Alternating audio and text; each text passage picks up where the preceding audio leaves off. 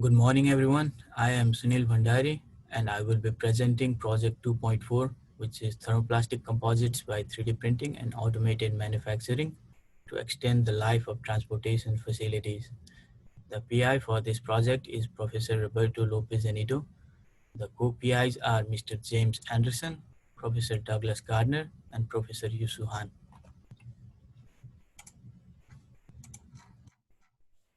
The objective of this project is to study the feasibility of using 3D printed formworks for casting precast concrete structures used in transportation facilities to improve the durability of the structure. There have been recent advances in large-scale 3D printing and thermoplastic composite materials with bio-based fillers and reinforcements. These advances have great potential for expanding the possibilities of making forms for precast concrete structures.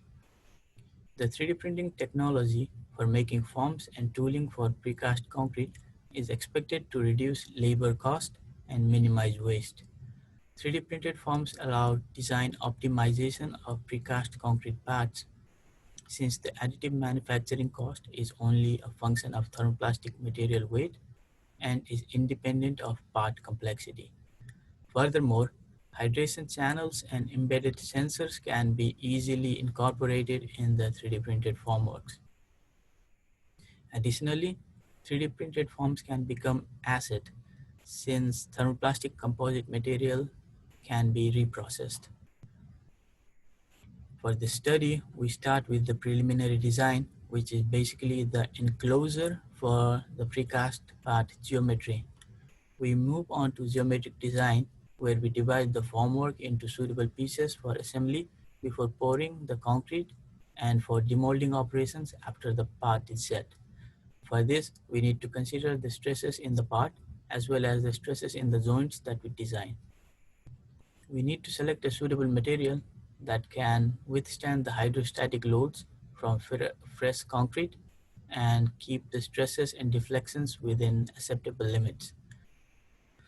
We need to carry out material properties characterization where we measure the mechanical properties of the 3D printed parts through tensile and shear tests. We also need to carry out path generation for printing and machining operations as they affect the mechanical properties of the 3D printed formwork. Based on the results of mechanical properties characterization, geometric design, and the path generated, we can carry out structural analysis of the formwork to check the stresses and deflections on the formwork. For this study, we did a finite element analysis, but as we learn more about the 3D printed formworks and how they behave mechanically, we can carry out simplified analysis to check the stresses and deflections on the formwork. If the structural analysis shows that it is okay to proceed with the design, we manufacture the formwork pieces by printing and then machining the part. Finally, we assemble the pieces of the formwork and cast the concrete part. The large-scale 3D printer used for this study is Masterprint Multistation from Ingersoll Machine Tools.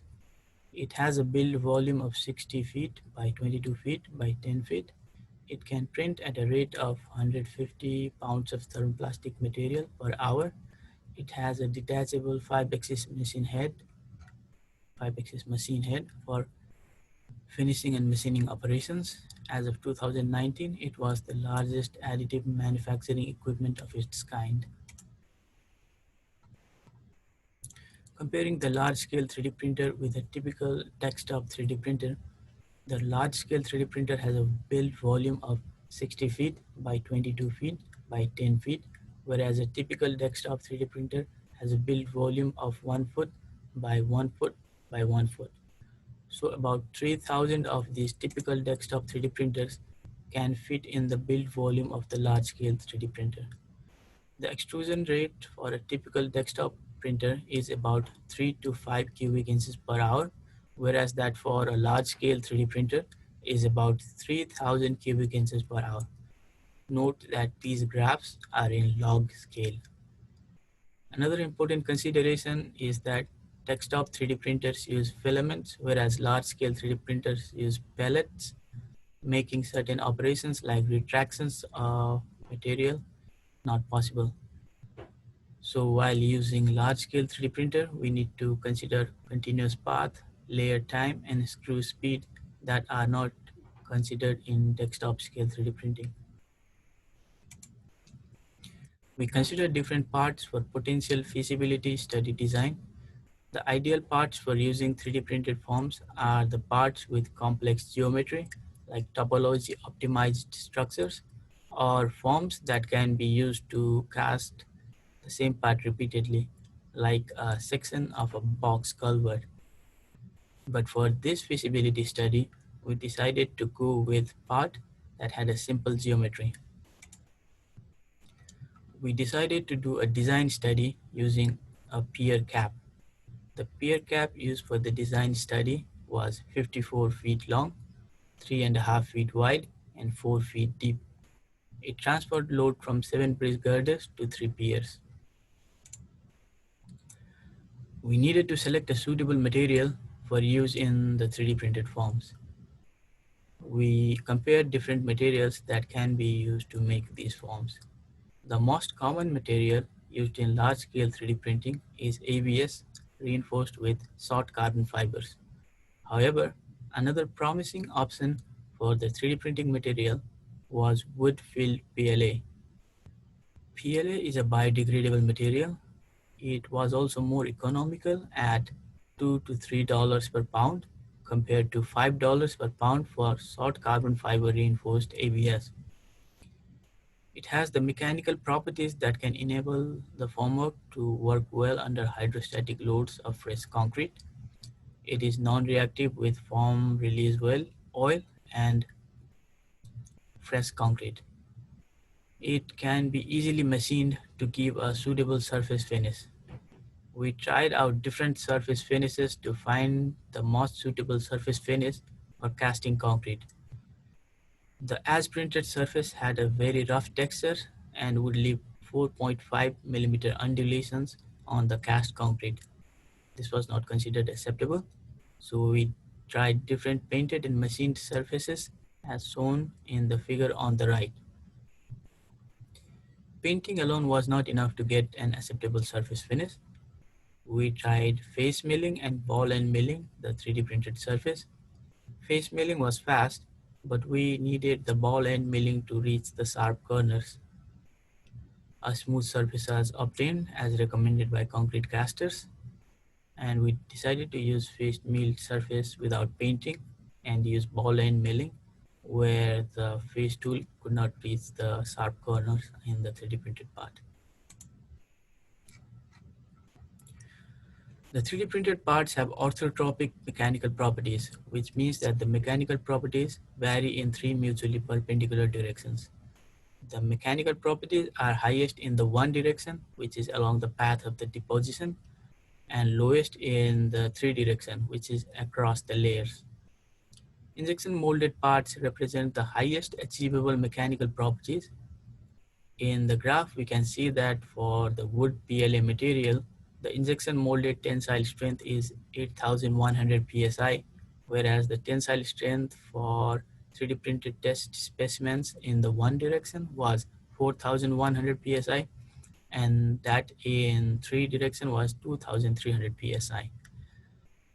Similarly, the tensile modulus for injection molded parts was 820 ksi, whereas that for the 3D printed part in the one direction was 480 ksi, and for 3D printed part in 3 direction was 350 ksi. The properties also vary with processing parameters like width of the bead, the thickness of the bead, the speed of printing, and layer time. Even with the same geometrical parameters like bead width and height and the same print speed, mechanical properties of the 3D printed form vary with layer time. Layer time is the time taken to deposit an entire layer before moving on to depositing another layer of molten thermoplastic material. Once the material is extruded, the bead starts cooling down. When another bead is laid next to it, the two beads undergo diffusion bonding and develop strength. If the first bead is too long and has cooled down significantly, the time during which diffusion bonding process can happen is reduced. This reduces the interbead strength.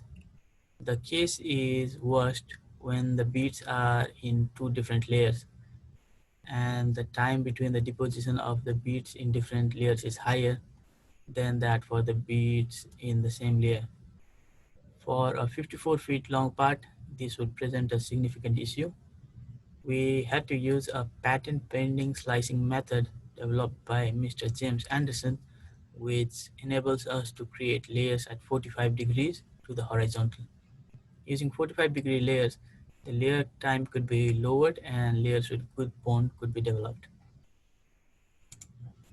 Next, we had to come up with a design for the formwork that could withstand the stresses due to hydrostatic loads.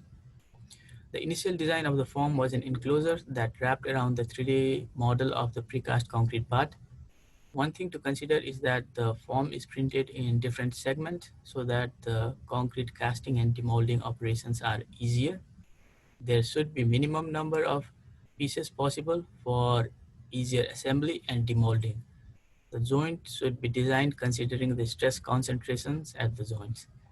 Our first approach was to try using 5 different wall sections.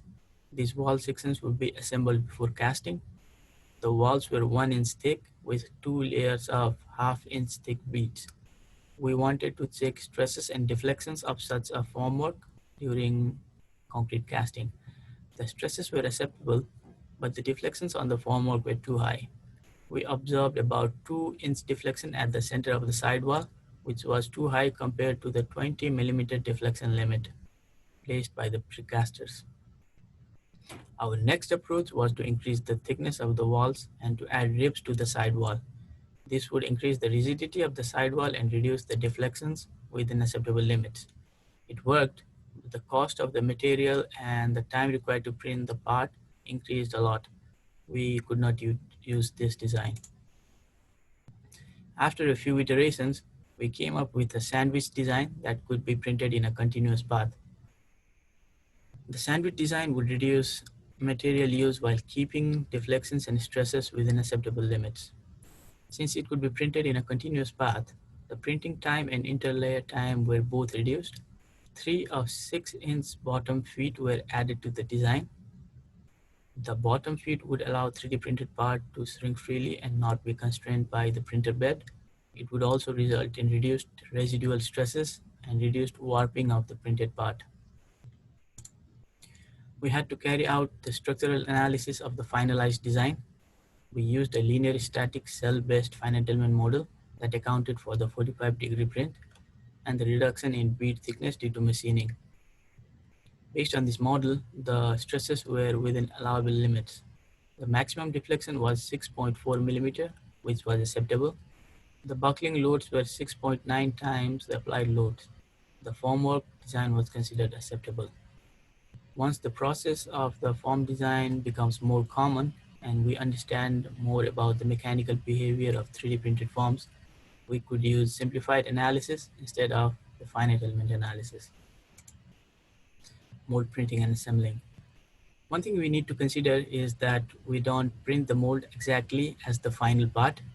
We try to get the layout such that the machining head has an easy access to the surfaces that need to be machined. The machined surfaces come in contact with the fresh concrete and determine the surface finish of the precast concrete part. We needed to come up with a suitable way to print and assemble the parts so that the surface that needs to be machined are exposed outside. The formwork was split longitudinally and stacked side by side.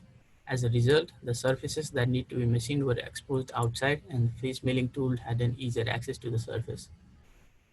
The machine formwork is cut at the top and assembled by bolting at the bottom legs. Tie rods are used on the top of the sidewalls to hold the two sidewalls together during casting as shown in the figure. The form we designed had a weight of about 9,000 pounds.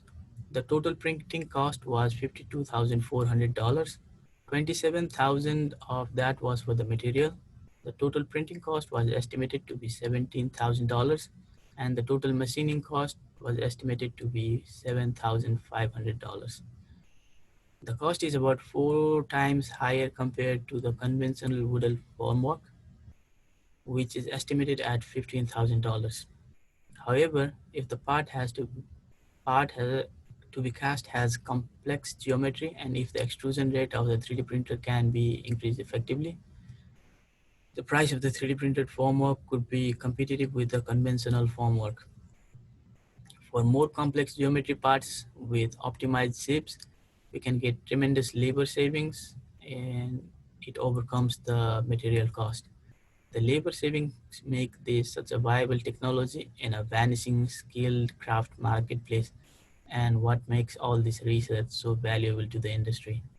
The 3D printed forms have shown excellent durability compared to the wooden forms and are useful when we have to do multiple castings.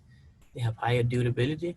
In a study conducted at Oak Ridge National Labs, the 3D printed ABS forms did not show any significant deterioration after 200 castings, whereas wooden forms could not be used after 20 castings. 3D printed forms might fill the longevity niche where the number of castings is higher than that of the wooden formworks but lower than that of the steel formworks. So what's next for the project? Originally, we planned to manufacture the bridge pier cap for bridge replacement project at the Ohio Street Bridge over I-95, but we could not do that due to the delays caused by COVID-19 and the shutdown of the university and the lab. We plan to manufacture a scaled-down model of the pier cap and manufacture and inspect the formwork. We plan to cast the concrete using the formwork and inspect the concrete part for the quality of the part and for the effectiveness of the 3D printed formwork. Further down the road, we plan to identify different polymer systems that can be used to make formworks. We also plan to test the durability of different polymer system formworks and see which polymer system might be suitable for what use case. Funding for this research was provided by Transportation Infrastructure Durability Center at the University of Maine under this grant. We received feedback and technical support for this project from PCI New England. We also received feedback and technical support from American Concrete, Superior Concrete. So now is the time for questions. Thank you.